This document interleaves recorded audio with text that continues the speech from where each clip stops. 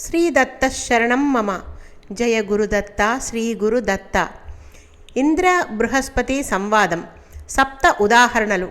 వాస్తుశాస్త్రం, శిల్పశాస్త్రం, జ్యోతిష్యం. శ్రీ దత్తాత్రేయ స్వామి కార్తవీర్యార్జునుడి సందేహాలకు సమాధానాలుగా 7 ఉదాహరణలతో ఇలా చెప్పసాగారు. ఒకానొకప్పుడు దేవగురువైన బృహస్పతి తన మనస్సులో ఏదో ఉంచుకుని బహుశా రాక్షసులను సమ్మోహపరచడానికి కాబోలు కామశాస్త్రం, దండనీతి శాస్త్రం, వాస్తుశాస్త్రం, శిల్పశాస్త్రం సమగ్రంగా రచించి యోగ్యులు బుద్ధిమంతులు అయిన తన శిష్యులకి స్వయంగా బోధించడం ప్రారంభించాడు. ఇంద్రుడు ఇది గమనించి ఒకనాడు బృహస్పతి ఇంటికి వచ్చి పాదాభివందనం చేసి, గురుదేవా, తమరు ఏమీ అనుకోనంటే నాదో సందేహం అంటూ మొదలుపెట్టాడు. గురువర్య, ఆత్మతత్వ విచక్షణ, లౌకిక సాధారణ పండితుల్లాగా సర్వజ్ఞులైన మీరు కూడా ఇలా చేయడం భావ్యమా? తత్వబాహ్యాలైన ఈ శాస్త్రాలను ఎందుకు రచించారు? మానవులని ఇంకా సమ్మోహపరచడానికి, విషయవాంఛల్లో ముంచడానికి తప్ప ఇవి ఎందుకు పైకరిస్తాయి? జీవి అసలు పుట్టుకతోనే రాగలంపడుడవుతున్నాడు. ఇది తెలిసిన పండితుడు, శాస్త్రకర్త ఏం చేయాలి? ఉద్ధరించాలా, లేక గుడ్డివాణ్ణి నూతిలోనికి నెట్టేసినట్లుగా ఇంకా చెడగొట్టాలా? గురుదేవా, ఏ ఫలాన్ని ఆశించి తమరు ఈ పని చేశారో గాని నాకు మాత్రం ఉచితంగా తోచడం లేదు. మరి ఇందులో ఇంకా ఏదైనా పరమార్థం, మహారహస్యం ఉంటే అది నేను తెలుసుకోదగినది అయితే దయచేసి తప్పక వివరించండి అన్నాడు ఇంద్రుడు. ఇంద్రుడి ప్రశ్నలోని ఆందోళనను గుర్తించాడు దేవగురు బృహస్పతి. స్థిమితంగా ఇలా సమాధానం చెప్పాడు. ఇంద్ర, ఇందులో ఉన్న తత్వరహస్యాన్ని తెలుసుకోవాలనుకుంటున్నావు. సరే, చెబుతాను విను.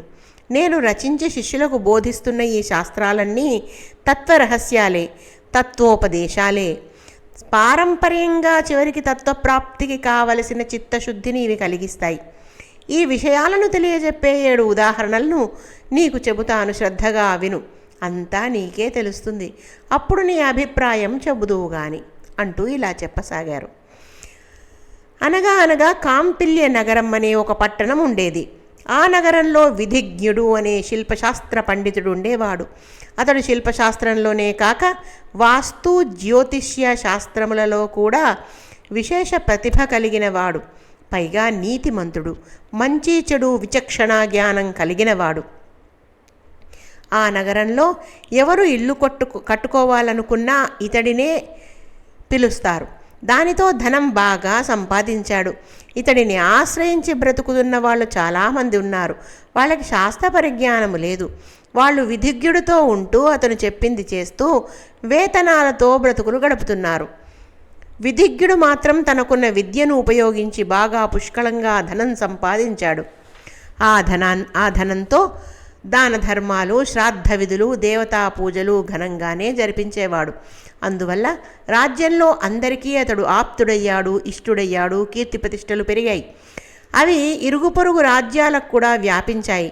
దానితో పెద్ద పెద్ద ధనవంతులకు, మంత్రులకు, రాజవంశీకులందరికీ కూడా అతడు తలలో నాలుకలా అయ్యాడు.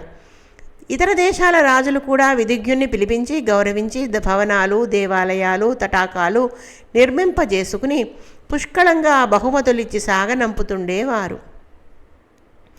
ఆ ధనంతో విధిజ్ఞుడు ఇంకా ఇంకా దాన ధర్మాలు ఆచరించాడు. ఇలా వాస్తుశాస్త్రంతో, శిల్పశాస్త్రంతో, జ్యోతిష్యంతో ధర్మబద్ధంగా ధనాన్ని, కీర్తిని గడించి కొంతకాలానికి అతడు స్వర్గస్థుడయ్యాడు. దేవలోకంలో అతడు ఆచరించిన పుణ్య ఫలాల ఫలితంగా చాలా కాలం స్వర్గసుఖాలు అనుభవించాడు. ఆ తర్వాత కాంపిల్య నగరానికి రాజుగా జన్మించాడు. రాజధనంతో యజ్ఞయాగాదులు అసంఖ్యాకంగా చేసి ధర్మబద్ధమైన పాలనతో ప్రజలను రంజింపజేసి దేవాలయ, ఆరామ, వాపీకూప, తటాకాదులు ఎన్నో నిర్మింపజేసి ఎంతో పేరు ప్రఖ్యాతులు సంపాదించాడు. కొంతకాలానికి స్వర్గస్థుడయ్యాడు. చేసిన పుణ్యాలకు ఫలితంగా స్వర్గభోగాలు అనుభవించి మళ్ళీ భూలోకంలో ఈసారి బ్రాహ్మణుడుగా జన్మించాడు. బ్రహ్మచర్యంతో సర్వశాస్త్రాలు అభ్యసించాడు. గృహస్థాశ్రమ ధర్మం పాటిస్తూ వేదాంతశీలుడై నిరంతర ధ్యాననిష్టతో గొప్ప గొప్ప వ్రతాలు పూజలు చేసి చివరకు యోగ విధులకు వంద్యుడైన యోగి అయినాడు. వానప్రస్థం స్వీకరించాడు, పరిపక్వత సాధించాడు. చివరికి 4వదైన సన్యాసాశ్రమం కూడా స్వీకరించాడు. ఆత్మసాక్షాత్కారం పొంది జీవన్ముక్తుడై చివరకు విదేహ కైవల్యాన్ని కూడా పొందాడు. ఇంద్ర, విన్నావు కదా, వాస్తుశాస్త్రం, శిల్పశాస్త్రం, జ్యోతిష్యం ఆయా శాస్త్రాల ప్రావీణ్యం విధిజ్ఞుడికి క్రమంగా ముక్తికి సాధనమయ్యింది. మరొక ఉదాహరణ చెబుతాను విను అంటూ బృహస్పతి ఇలా చెప్పసాగారు. శ్రీదత్త శరణం మమ, జయ గురుదత్త, శ్రీ గురుదత్త, శ్రీ దత్తాయ గురవే నమః. శ్రీదత్త శరణం మమ, జయ గురుదత్త, శ్రీ గురుదత్త. బృహస్పతి ఇంకా ఇలా చెబుతున్నారు.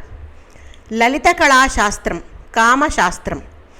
ఇంద్ర, మహిష్మతి నగరంలో విశాలాక్షుడు అనే బ్రాహ్మణ యువకుడు ఉండేవాడు. పేరుకు తగినట్లే పెద్ద పెద్ద కన్నులతో, కోటేరు లాంటి ముక్కుతో, బంగారు రంగు వంటి దేహంతో, ఆకట్టుకునే చక్కటి ముఖ వచ్చస్సుతో మరొక మన్మధుడిలా ఉండేవాడు. ఆ అందానికి తోడు మంచి మాట నేర్పరితనమూ ఉండేది. చక్కగా పాడేవాడు, ఆడేవాడు, కవిత్వం చెబుతాడు. అన్నింటికీ మించి ఇతడు కామశాస్త్రంలో ఆరితేరిన దిట్ట.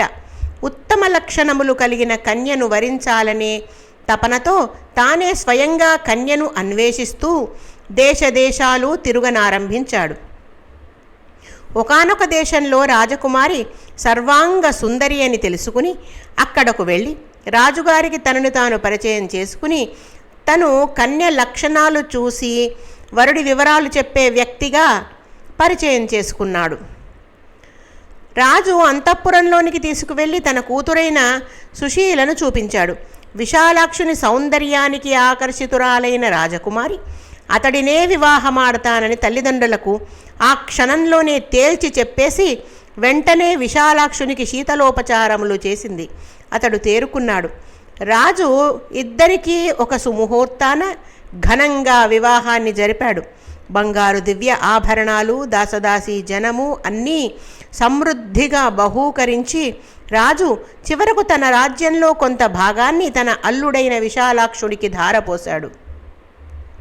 సౌందర్యంలో, అనురాగంలో పరస్పరం ఒకరినొకరు పుణికి పుచ్చుకున్న సుశీల విశాలాక్షి దంపతులు రాజభవనంలో హంసతూలిక తల్పాల మీద, సరోవరాలలో, ఉద్యానవనాలలో కేళీ విలాసంతో హాయిగా దాంపత్య సుఖాలు అనుభవిస్తున్నారు. కామశాస్త్ర కుశలుడైన విశాలాక్షుడు పొందుతున్న ఆనందానికి అవధులు లేవు.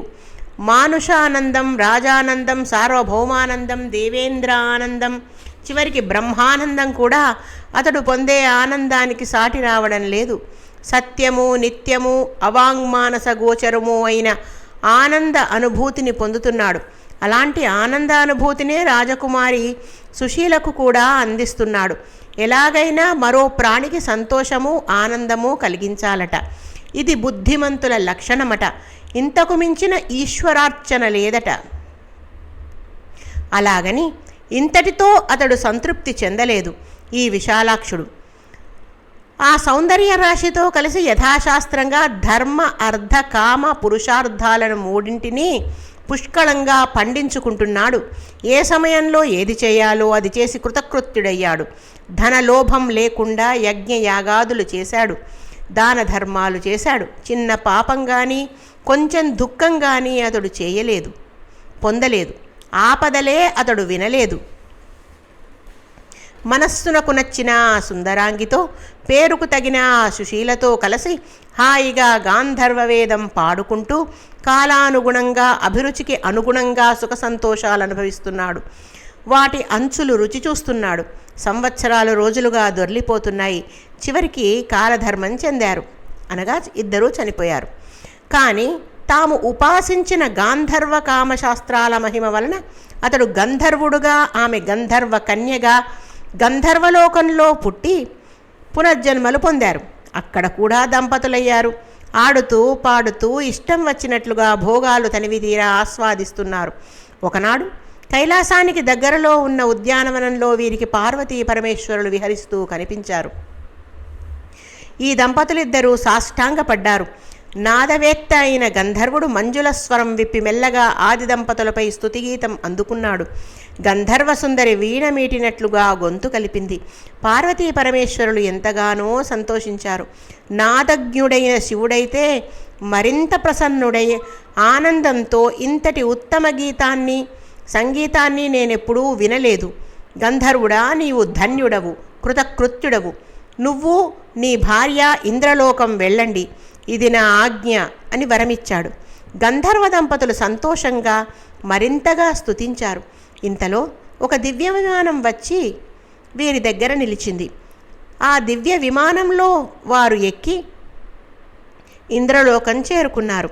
అక్కడ నందనవన సీమలలో ఇంద్రాది దేవతలను తమ తమ దివ్యగాన మాధుర్యంతో రంజింపజేస్తూ తాము రంజిల్లుతున్నారు.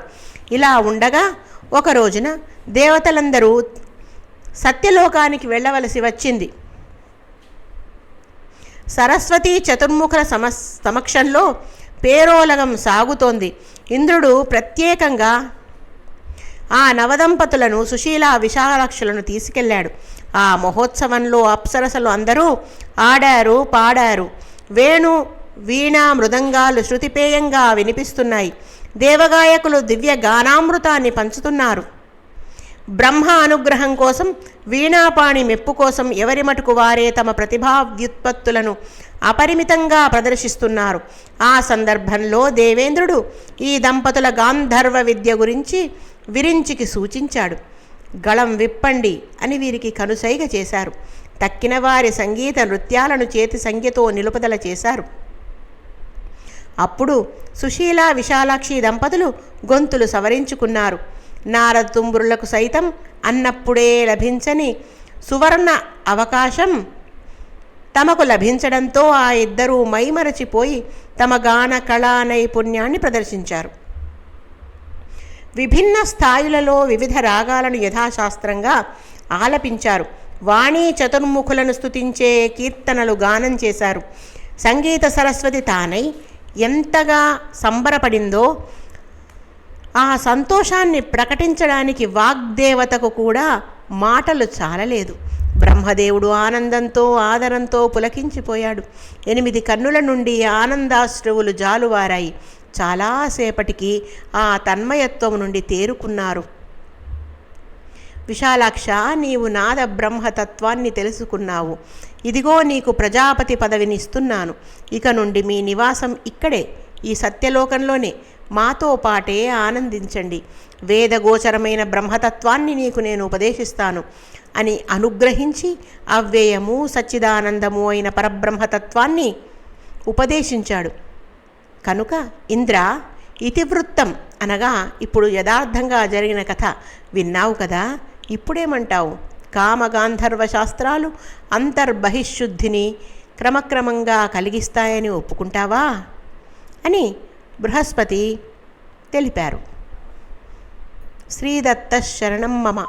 జయ గురుదత్త, శ్రీ గురుదత్త.